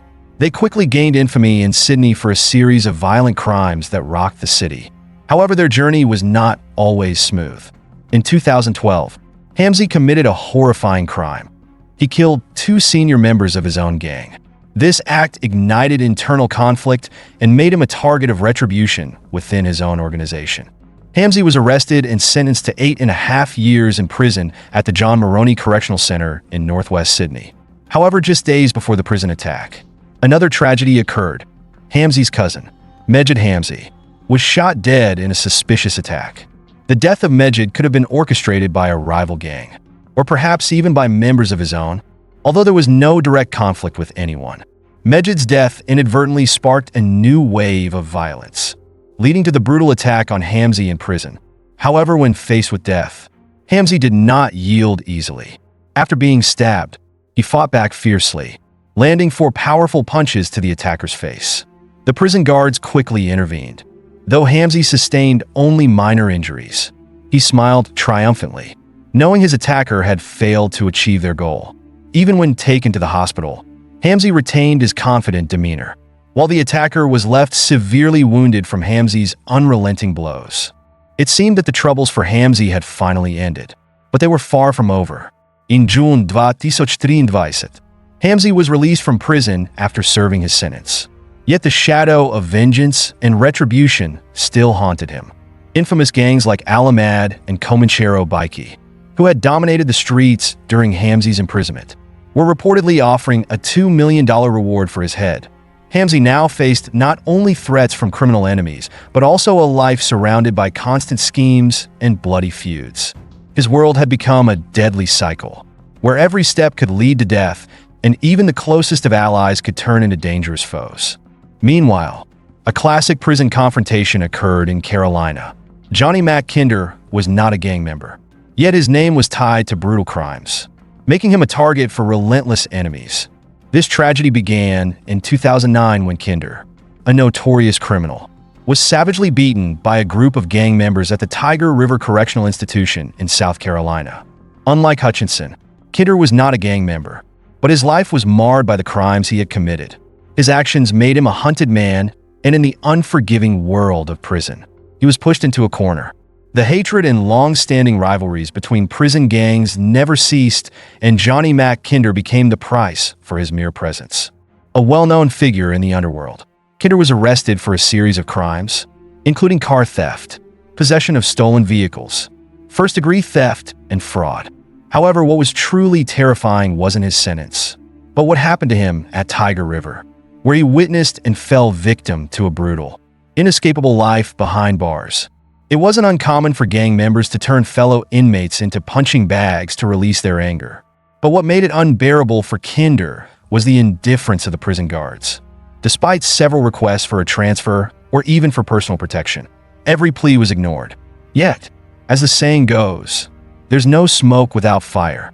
With 7 documented instances of possessing illegal items like drugs and mobile phones, Kinder was no longer trusted by the prison authorities, making him an ideal target for the ruthless gang members. On December 1st, 2018, while the guards and other inmates attended a Christmas party organized by a church group, Kinder remained in his cell. Around noon, a group of inmates broke into his room, attacking him mercilessly. The blows came like hammer strikes, and knives slashed through his body, leaving him a bloody mess. By the time the guards discovered him, his condition was critical. He had suffered a stroke and required immediate surgery to save his life. But what Kinder faced was even worse. After the emergency surgery to remove fragments of his skull, he underwent another operation to reconstruct his skull, only to be left with a permanently disabled body. The injuries that Johnny Mac Kinder sustained were irreversible, in his life, once that of a notorious criminal, had now been reduced to dark days confined to a wheelchair. What was even more frustrating was that his attackers, the gang members responsible for his suffering, faced no consequences. In prison, violence was commonplace and justice was an elusive concept. However, in the face of his despair, Kinder refused to accept his fate. He decided to sue the prison administration and the guards for their negligence, their lack of responsibility, and the serious misconduct they had shown. After a prolonged legal battle, he finally won his case and received a compensation settlement of $486,000. While the money could never make up for the physical trauma he had endured, at least Kinder had managed to secure some semblance of justice within the prison walls. In another prison case, Johnny Chong, a former member of the Wah-Ching Street Gang in California, found redemption and eventually became a pastor. Johnny had once been involved in bloody paybacks and dangerous deals in the underground world. However, his life changed completely after a special conversation with a prison chaplain. Though Johnny had been a criminal with a dark past, the chaplain's persuasive words made him realize the mistakes he had made. Feeling the embrace of forgiveness and hope, Johnny decided to turn his back on his criminal life. He abandoned the gang, left behind the shadowy existence, and sought a brighter path. After his release, Johnny became a pastor, dedicating the rest of his life to helping lost souls, inspiring them to change and guiding them to rediscover their purpose. In a world full of crime and coldness, Johnny Chang's story became a beacon of hope, proving that even in the darkest places, light can still be found.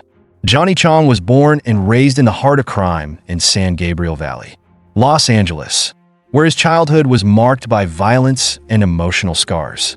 Though he had parents, Johnny never felt the safety or love that one would expect from a family. His father, an absent figure, showed no care for his children, emotionally or financially. Meanwhile, his mother, living in fear and helplessness, couldn't protect her children from the brutal abuse inflicted by her husband. The concept of a proper family was foreign to Johnny. The lack of love and protection drove him into the arms of the Wa-Ching gang. From a young man with potential, Johnny was quickly pulled into violence, bloody paybacks, and criminal schemes from which he couldn't escape.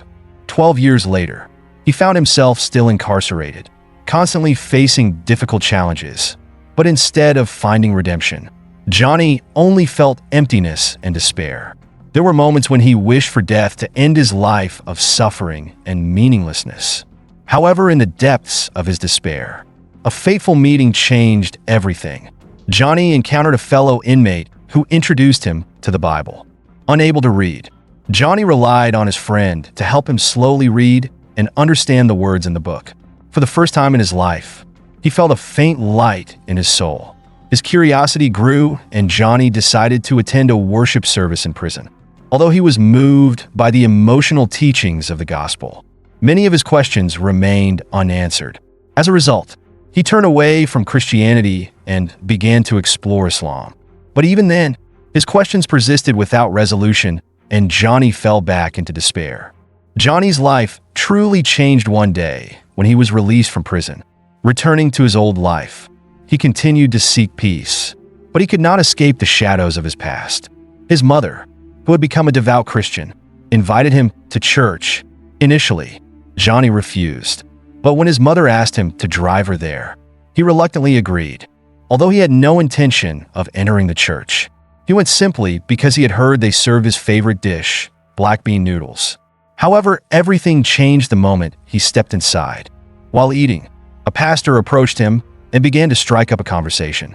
The discussion lasted over an hour, filled with answers to Johnny's questions and doubts. The pastor's words completely altered his view of Christianity and life itself. Johnny found a new reason to live, and from that moment on, he began a new journey, a path of becoming a missionary. Today, Johnny has returned to the very prison where he once served time, but not as a gang member. He is now a prison chaplain. He teaches the gospel and helps his fellow inmates, some of whom were once his allies in crime, turn away from the path of violence he once walked, guiding them towards salvation, just as he found his own. These are just a few of many stories I want to share with you. As we can see, even while incarcerated, gangs continue their violent activities, battling for power and seeking revenge. Fortunately, there are individuals like Johnny Chong, who turned his life around and now contributes positively to society. His story is one worth spreading. Gang violence in prisons serves as a stark warning about the dangerous realities within our correctional systems. Each act of retribution leaves behind horrific consequences, not only for the victims, but also for the security system and society at large. So, what do you think? How can we minimize this issue? Do you believe that separating gang members in prisons is an effective solution? Stepping off his private jet, Frank Gergely, the Albanian Kingpin, looked around and realized that his drug empire and massive fortune were crumbling. He had lived like a king in a multi-million-dollar villa in Dubai, where he orchestrated brutal assassinations and massive drug shipments across Europe. But on September 14th, 2023, even the most luxurious haven couldn't save him from being extradited to Belgium. How did a ruthless leader once considered untouchable end up facing life imprisonment in a cold Belgian prison? Frank's story begins in Elbasan, a small town in Albania. His life started off quite normal, but don't let that fool you. His life took a wild turn in the blink of an eye. As a young man in Elbasan, Frank started with petty crimes, small-time acts, but he didn't stop there. With fierce ambition, he quickly rose through the ranks of the underworld. In his early 20s, Frank had already begun making a name for himself. He was no longer just an unknown thug. He was gaining real power and influence. Frank didn't want to just be an ordinary criminal. He wanted to control everything. And so he formed the Kopcha clan, a brutal and tight-knit criminal group. This was no ordinary gang. It was a well-organized crime family like a real mafia. They engaged in all kinds of activities from drug trafficking to arms smuggling and money laundering. Frank's clan quickly established itself as a key player in the Albanian underworld, notorious for its ruthless methods and extensive international connections. From Albania, they expanded their operations throughout Europe. The Kopchak clan didn't limit themselves to their homeland, they globalized their activities.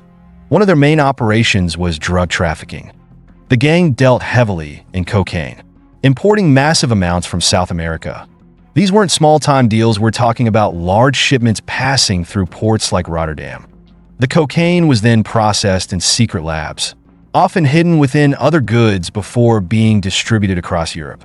The profits from these activities were enormous, and all the money flowed back to Albania. But it didn't stop there. The gang was also deeply involved in arms trafficking. They supplied weapons to other criminal organizations, adding another layer of income and influence to their empire. And of course, there was money laundering. All that dirty money needed to be cleaned, and the Kopchak clan had sophisticated methods to turn their illegal profits into legitimate ones. After establishing his name in the Albanian underworld, Frank Gjurgjev decided to take things to the next level. He moved his entire operation to Dubai, a place famous for its luxury and known as a safe haven for criminals with deep pockets. Frank wasn't just looking for a new base, he was aiming for a fortress. He settled into a multi-million-dollar villa in the heart of Dubai Hills, a vast estate with every luxurious amenity you can imagine. The move to Dubai opened new doors for Frank Gjurgjev, allowing him to expand his operations on a global scale. He wasn't content with just running things from Albania or even Europe. From this new base, Frank orchestrated an international drug trafficking network and organized crime syndicate, a bold and dangerous plan. Life in Dubai was a stark contrast to the grimy streets of Elbasan, where Frank had started his criminal career. He lived like a king in his luxurious villa, a testament to both his success and ruthlessness. This was no ordinary house. It was built entirely to his liking, becoming a symbol of Frank's power and influence. With starting prices at 1.5 million euros for a 4-bedroom villa, the cost could skyrocket to 7.8 million euros for a 7-bedroom villa. Frank's home was among the most expensive of them all, a palace befitting a drug kingpin. At this point, everything seemed to be going well for Frank. While he enjoyed his lavish life, his operations ran like a perfectly oiled machine. The cocaine trade became his largest source of income. His gang processed the drugs in secret labs spread across Europe before distributing them to dealers throughout the continent. Profits from these deals flowed back to Albania, funding countless other criminal activities. But Frank wasn't just sitting back and counting money. He was a ruthless strategist, ensuring that his empire ran smoothly. He kept a low profile in Dubai, rarely involving himself in the dirty work. Instead, he directed all operations from the shadows, using encrypted messages and trusted lieutenants to manage day-to-day affairs. His network of assassins was always ready, and anyone who dared to cross him or his gang was dealt with swiftly. At least 9 assassinations were attributed to Frank, although he rarely got involved personally. The luxury and security of Dubai made Frank feel untouchable. He mingled with the elite, blending into powerful social circles while still running one of Europe's most feared criminal organizations from his fortress in Dubai Hills. Yet when you stand at the top of the food chain, fierce competition is inevitable. He found himself embroiled in one of the most brutal wars in organized crime history. A bitter feud between Frank Gjurgjev's Kopchak clan and the Ali Bey clan led by Artie Spahi. The flame of hatred ignited when a massive cocaine shipment suddenly disappeared in the UK. This wasn't just any shipment, it was an enormous stockpile, and when it went missing, both gangs pointed fingers blaming each other. You might wonder, how were these two gangs so tightly connected over a single shipment? Well, Frank Gjurgjev's Kopchak clan, known for its deep involvement in the international drug trade, had a strong presence in Europe's cocaine market. Meanwhile, Artie Spahi, the ruthless leader of the Ali Bey clan, also had powerful operations based in Elbasan, Albania, and wielded significant influence. In the world of drug trafficking, the loss of this shipment was a major disaster, and its disappearance was enough to spark a violent and bloody confrontation between the two mighty forces. Artie Spahi wasn't just an ordinary gangster, he was a key figure in Albania's underworld, notorious for his brutal tactics and vast criminal network. The Ali Bey clan, like the Kopcha clan, had a strong presence in both Albania and Europe, making them formidable rivals. Their reputations and operations were at stake, and the blame game over the lost cocaine shipment led to an all-out war, marked by escalating violence and a series of killings. Both gangs were deeply involved in international drug trafficking, and the stakes were incredibly high. Under the ruthless leadership of Frank Gergely, the Kopcha clan became infamous for its savage methods. Meanwhile, the Ali Bey clan, led by Ardit Spahi, was no less ruthless and determined to maintain its dominance. The feud quickly became personal, and the unprecedented violence it unleashed was unlike anything before. During this tense period, the Ali Bey clan began shifting its operations from Elbasan, Albania, to the chaotic streets of Brussels. They were not simply seeking a new market, they needed a safe place to operate without pressure from law enforcement. Belgium's bustling port cities and their strategic locations provided exactly that. Moving to Belgium wasn't just about escaping Albanian authorities, it was also about seizing new opportunities in Europe's lucrative drug market. Brussels became the perfect hub to distribute cocaine across the continent, opening doors to highly profitable deals. The Ali Bey clan established a base in Molenbeek, an area notorious for criminal activities, where they could blend into the community, recruit local criminals, and secure a strong foothold. They quickly built a closed system with safe houses, drug processing labs, and a dense network of dealers. However, their rivals, the Kopcha clan, led by Frank Gergely, didn't lag behind, expanding their operations into Belgium as well, setting the stage for a brutal showdown.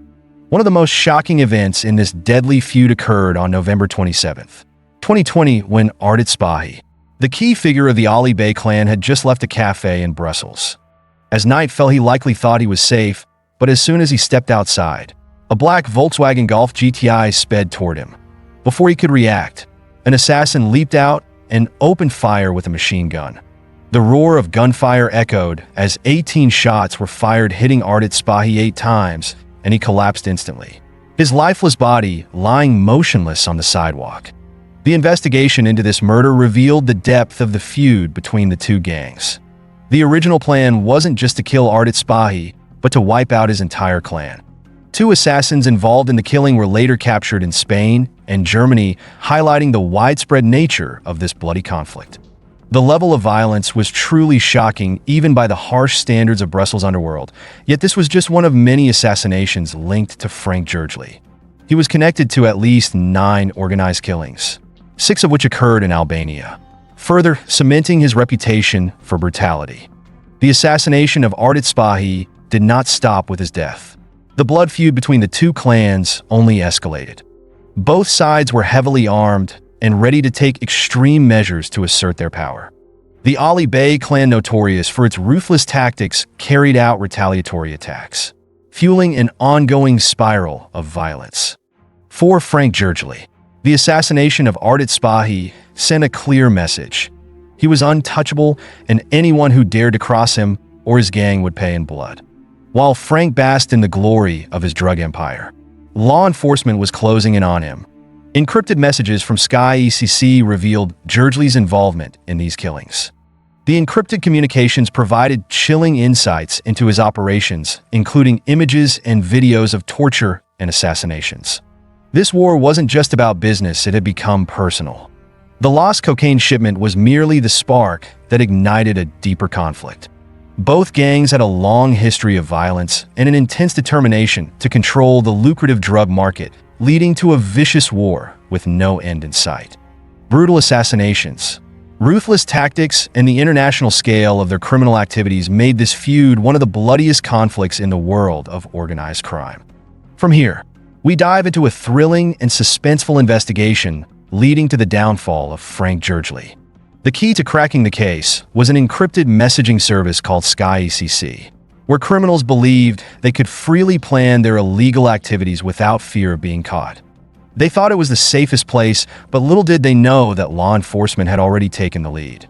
In an unprecedented collaboration between Belgian and international law enforcement, a large-scale operation was launched to dismantle this criminal network.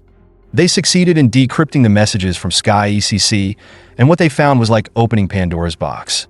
Detailed plans, target lists, and even images and videos of the brutal acts carried out by the Djurgården clan. These encrypted messages became a treasure trove of evidence, painting a chilling picture of the Kopja clan's cruelty. In October 2021, a major turning point in the fight against crime occurred when a massive operation involving more than 1,000 Belgian police officers was launched. This wasn't just a raid, it was a full-scale assault on Frank Djurgården's drug empire. The goal was clear: to dismantle the cocaine network he had painstakingly built. The scale of this operation was unprecedented, showcasing the authorities' absolute determination to bring Djurgården to justice. The raids uncovered 11 cocaine processing labs and 5 cannabis farms, all set up on an industrial scale, handling tons of drugs. More than 32 tons of cocaine were seized, along with luxury villas, expensive cars, and apartments worth over 7 million euros. This was a powerful blow to Djurgården's drug operation, sending a clear message that law enforcement was not playing around. But this wasn't just about drugs. The operation also led to the arrests of numerous gang members. The court is set to witness the largest drug trial in Belgian history, with 142 defendants to face charges in the Justitia building. The trial is expected to last 5 months, with Djurgården at its center. The evidence against him is undeniable. The messages from Sky ECC exposed not only his drug operations, but also his involvement in multiple assassinations. Investigators found gruesome images of torture and executions, all pointing to Djurgården as the mastermind. It was clear that he wasn't just a drug lord, but also a ruthless murderer, ruling through fear and violence. On June 16, 2023, the Federal Prosecutor's Office officially requested Djurgården's arrest and extradition from the United Arab Emirates. Thanks to an extradition treaty signed in December 2021, Belgium had a solid legal basis to bring Djurgården back to face justice. He was finally arrested in Dubai on September 14, 2023, and extradited to Belgium, marking the first time a drug criminal had been sent back from Dubai under this treaty. Now Djurgården sits in a Belgian prison, his empire in ruins and his future uncertain. The investigation and the operation against him stand as a testament to the power of international cooperation and the determination of law enforcement to bring down one of the most notorious drug lords of our time. This is a story of encrypted messages, large-scale police operations, and the relentless pursuit of justice that ended Frank Djurgården's reign of terror. His downfall is not only a victory for the law, but also a reminder to other criminals that no place is safe when the law is determined to hunt them down.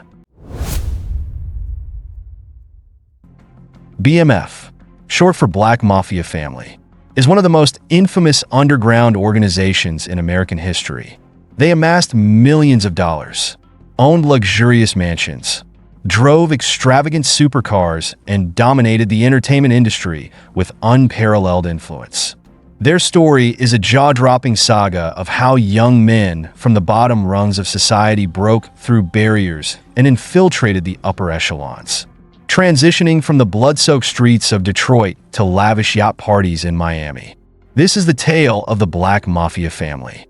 In Boynton, an isolated neighborhood severed by a river, lies a forgotten community amidst a crumbling city. This area epitomized the depths of poverty, rife with violence and rampant crime. Here, at 1555 Edsel Street, one of the 3 remaining houses in the neighborhood, Demetrius and Terry Flannery were born and raised. Despite growing up in such a harsh environment, the 2 brothers were determined to rise above their circumstances and build a better life. Demetrius, the older brother, was magnetic and charismatic, with a flair for standing out in any crowd. In stark contrast, Terry was reserved, shunning attention and maintaining a low profile.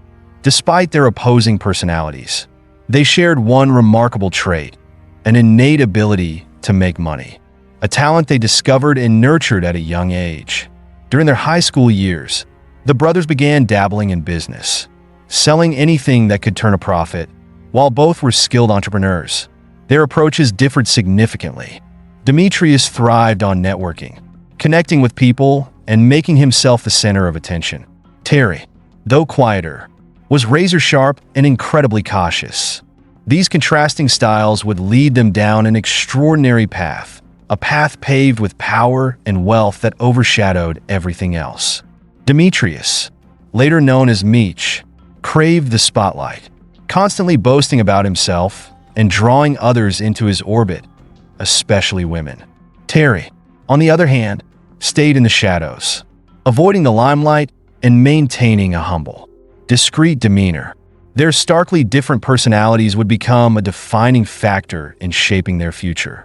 By the time Meech was in the 11th grade, his small business ventures were thriving, earning him a steady income of $1,000 per week, a staggering sum for a teenager.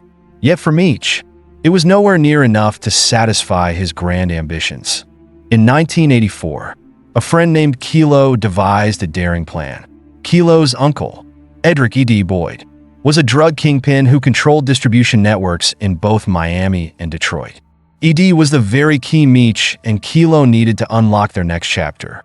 After months of meticulous planning, Meech finally met E.D. Boyd, with unshakable confidence and a charm that outshone his rivals. Meech left a lasting impression on the drug lord.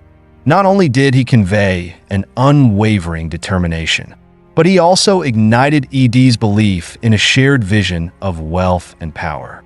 Their meeting led to an agreement, and the very next day, Meech began his journey into the world of drug trafficking, a decision that would alter the course of his life forever. Meech and his team introduced a revolutionary strategy, selling 50-gram packages of cocaine at below-market prices. This bold move created a tidal wave of demand, attracting customers from all over. To keep up with the explosive growth, Meech enlisted his brother Terry and close friend D. Meeks, laying the foundation for what would become the Black Mafia family empire. And so began the rise of BMF, a criminal dynasty built on ingenuity, audacity, and the unrelenting pursuit of power. The notoriety of their 50-gram cocaine bags quickly established the 50 Boys as major players in Southwest Detroit. Word of their affordable, high-quality products spread like wildfire, drawing people from all over the city and even neighboring states who flocked to buy from them. Before long, the nickname the 50-gram Boys became infamous across Detroit. By early 1985, Big Meech had become wealthy beyond his wildest dreams. He sported a thick gold chain, donned luxurious fur coats, and drove flashy cars. Yet, in the treacherous world they inhabited, Meech's fortune could vanish in an instant. To maintain control and cohesion, E.D. Boyd, the group's mentor and supplier, held weekly Sunday meetings at his home. These gatherings served as a time for the 50 Boys to share meals and discuss the happenings on the streets. However, one recurring topic often turned these meetings tense: Meech's ostentatious behavior. E.D. repeatedly warned Meech that his flashy lifestyle, wearing extravagant jewelry, driving conspicuous cars, and constantly seeking attention, was a magnet for law enforcement and rival gangs. But Meech, driven by pride and an insatiable need to stand out, refused to change his ways. He wanted all eyes on him, even if it meant endangering the entire operation. Meanwhile, E.D. was embroiled in a long-standing feud with Leighton Simon, an infamous Detroit kingpin known as Leighton Beast. The animosity between E.D. and Leighton dated back to before the rise of the 50 Boys. Leighton controlled the 12th Street area, and though both men commanded respect in their territories, they had avoided direct conflict until 1985. In June of that year, tensions escalated during a high-profile boxing match at the iconic Caesars Palace in Las Vegas, a hotspot for the rich and powerful. Amid the glittering crowd of prominent figures, an unusual moment unfolded. Leighton Simon and Big Meech found themselves standing next to each other, their gazes locked in an unrelenting stare-down. Meech, never one to back down from a confrontation, felt disrespected when Leighton brushed past him in the bustling crowd. Though the initial contact seemed accidental, Meech interpreted it as an intentional slight. Finally, unable to restrain himself after another bump, Meech confronted Leighton. With piercing eyes, he stepped forward and said, "If you bump into me one more time, we're going to have a problem." Those words hung in the air, thick with tension, leaving the surrounding crowd uneasy. Leighton, who already despised E.D. Boyd, found new fuel for his hatred of the 50 Boys. This simmering resentment would soon ignite into a chain of violent events. In 1987, at just 15 years old, Terry Flenory began to make his mark on Detroit. Like his brother Meech, Terry wanted to carve out his own identity and earn recognition as a rising kingpin. He adopted the name Southwest T, a title that reflected his ambitions to dominate the region. On February 22, 1987, Terry was driving to his mother's house on 9th Street in a course. As a fierce snowstorm blanketed the streets, Terry parked his car and rushed inside to escape the biting cold. That urgency saved his life. Moments later, a gunshot rang out.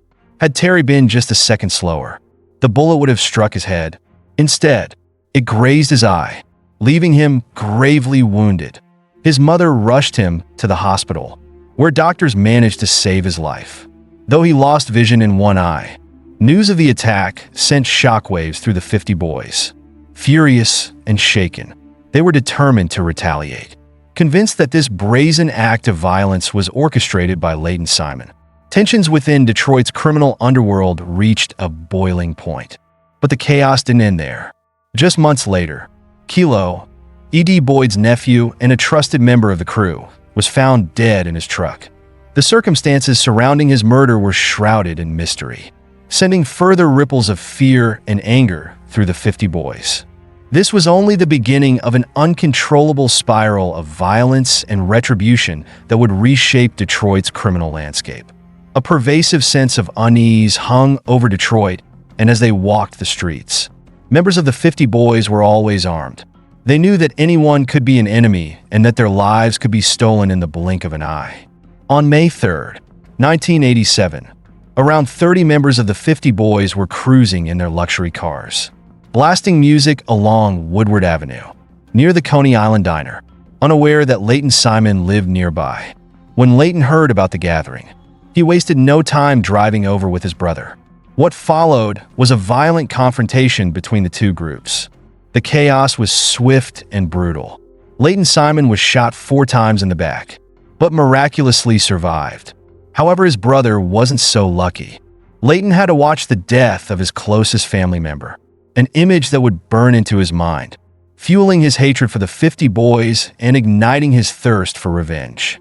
Meanwhile, the 50 Boys felt invincible, having not only fended off the attack, but also walked away with a substantial sum of money. Big Meech, feeling untouchable, grew increasingly arrogant. In 1989, he decided it was time to prove once again that he was the strongest. On May 22, 1989, Meech came up with a bold idea. He threw a massive street party right outside Leighton's grandmother's house. The sound of loud music blared from the expensive cars, while laughter and chatter filled the air. This act of defiance drove Leighton into a fury, and he immediately sped over, seething with anger. What followed was a barrage of gunfire in the dead of night. Meech was shot 12 times, and the situation looked grim. He was rushed to the hospital in critical condition. It seemed like the end of everything, but Meech defied the odds and survived. This close call shocked him into reassessing his reckless behavior. That very night, the 50 Boys held an emergency meeting, realizing that the violent lifestyle they had been living could no longer continue, especially with the ever-present threat of Leighton Simon hanging over them. After much deliberation, Meech and his crew made a difficult but necessary decision. They had to leave Detroit. Leaving the city where they had dominated for so long was not an easy choice, but they understood that staying meant risking their lives every day. However, their departure was only part of the plan. The 50 Boys would not just change locations. They would completely transform their operations. They rebranded themselves as the Black Mafia family, symbolizing their newfound ambition and drawing inspiration from the powerful mafia families of 20th century Italy. Street confrontations were no longer their focus. Money was. Southwest T relocated to Los Angeles, establishing connections in California and even eyeing expansion into Mexico. Meanwhile, Big Meech chose Atlanta as his new base. However, the first year in Atlanta was far from easy. While they had once been pulling in millions of dollars a month in Detroit, now they were scraping by with only a few $1,000s. But even in adversity, there was fortune to be found. In 1990, Southwest T forged a key partnership with Wayne Jordan, a man with extensive connections throughout Mexico and access to some of the cheapest cocaine on the market. This partnership proved to be a game changer for the Black Mafia family. Wayne opened a warehouse in Los Angeles, where drugs were packaged and shipped, while the crew's assistants spread out across the country to establish new networks. Within a short time, they were generating massive profits, with money flowing in like never before. Meech began to flaunt his wealth in the most extravagant ways. Atlanta became his stronghold, and it was here that he set his sights on becoming the most powerful kingpin in the nation. Meech and his associates were often seen at the hottest clubs in Atlanta, cruising in their shiny luxury cars, adorned with dazzling diamond chains and draped in expensive fur coats. In a short time, the name BMF became synonymous with luxury and power in the city's elite circles. However, Southwest T, who remained in Los Angeles, didn't share the same mindset. He tried to maintain a more low-key, modest image, not wanting to attract too much attention, something Meech viewed as complacency. Meech firmly believed that fame was his ultimate goal. He had no qualms about flaunting his wealth, living extravagantly, and showing off his success. But alongside the showiness, he worked tirelessly to keep his operations running smoothly. By 1990, Meech had acquired 8 expensive mansions spread across Atlanta. Each property was used as a stash house, a base for handling deals and distributing goods across the U.S. The scale of their operations quickly surpassed what the two brothers could handle alone, leading them to hire experts to manage the expanding business. In 1998, BMF brought on a highly skilled yet risky financial expert, Doc Marshall, a genius in mathematics and economics. Although he came from a different background, far removed from the streets, Doc's sharp economic insights propelled the business to new heights. However, a mind like Doc's in the underground world could have unintended consequences. While the business thrived, Meech began to grow restless with simply making money from drug dealing. He started nurturing new ambitions. In 2001, as Meech was becoming a star in Atlanta's underground scene, he met Jay Jenkins, also known as Young Jeezy, a major player from Hawkinsville who had turned his street earnings into a successful rap career. Inspired by Jeezy's rise to fame, Meech wanted to carve out his own path in the music industry. But since he lacked rap skills, he decided to establish a music label, BMF Entertainment. Meech invested millions into music production, determined to prove that he could make money in entertainment. His initial goal was to sign Young Jeezy. But since Jeezy had his own label, Meech shifted focus to signing rapper Blue Da Vinci. He spent over $500,000 on each music video, buying luxury cars and designer clothes for Da Vinci. Yet the results were disappointing. Despite receiving top-tier resources, Blue Da Vinci never reached the stardom Meech had envisioned. For Southwest T, this was a clear sign that BMF's music venture was doomed. Tensions rose between the brothers, and their disagreements over strategy led to a rift. In the past, they had kept each other in check, always warning each other when one made a mistake. But now, their differences were irreparable. Meech, no longer holding back, decided to elevate his lavish lifestyle to new extremes, regardless of the consequences. This decision marked the beginning of an inevitable decline for BMF. The split between the brothers, combined with Meech's obsession with living in opulence and his disregard for the fallout, started to undermine the empire they had built together. In 2002, Big Meech began hosting extravagant parties at his lavish mansion in Buckhead, a neighborhood known for its affluent residents where everything had to be perfect and luxurious. But Meech didn't care about following the rules. He wanted everything to be on his terms. The parties went on all night, loud and packed with celebrities like Jeezy, Fabulous, and Diddy, along with their entourages. These were not simple social gatherings. They were displays of excess, as if Meech wanted the world to know he existed, that he was at the pinnacle of power, and he wasn't afraid to show it. But things did not go as smoothly as Meech had anticipated. At 7 a.m. on September 17th, 2003, three men unexpectedly broke into the BMF mansion through the garage. These intruders moved like shadows, but within seconds, panic set in. BMF immediately realized they were being watched, and a chase began. In a frantic rush to cover their tracks, the BMF crew quickly began packing everything into their cars, preparing to leave the mansion. They left Doc Marshall behind to handle the police. Doc claimed that he had confronted the intruders and chased them off, all within the law of Georgia, but the police, suspicious, continued their investigation. They obtained a search warrant, and the entire mansion was thoroughly searched. The Atlanta police spent hours combing through every corner of the house. Eventually, they discovered a large quantity of drugs hidden in the bedroom closet. Doc Marshall was arrested on the spot and taken into custody. Despite this, Big Meech and Terry remained unfazed. Life went on as usual.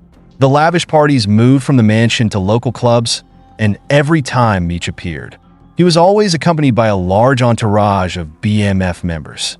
On November 12, 2004, Meech and his crew arrived at Club Chaos.